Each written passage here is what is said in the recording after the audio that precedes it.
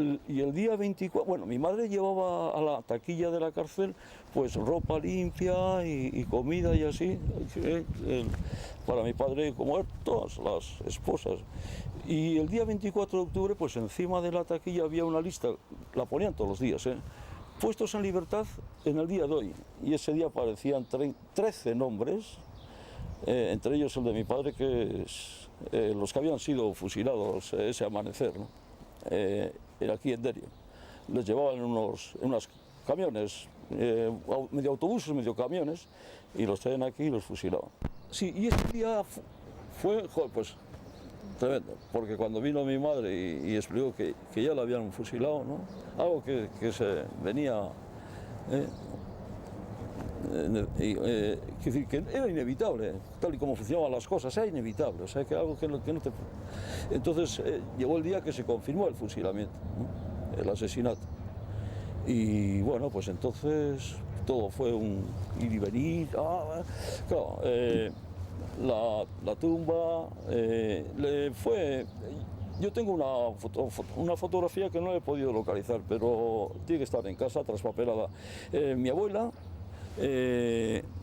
con la cruz que es de fundición y una placa donde aparece el nombre de mi padre, que dice que ha pasado unos pocos días desde que le fusilaron, por lo menos unos días ha pasado hasta que alguien hizo la placa y está ella cogiendo a la cruz, que es de una altura así, mi abuela vestida de negro, la madre de mi padre.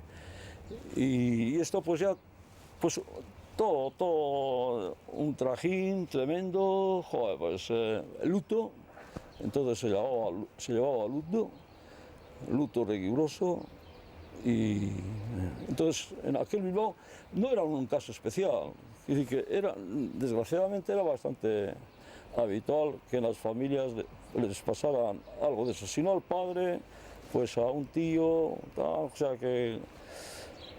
Y el luto, pues, joder, en todos los sentidos, ¿me entiendes? Y, joder, y luego la represión religiosa era también...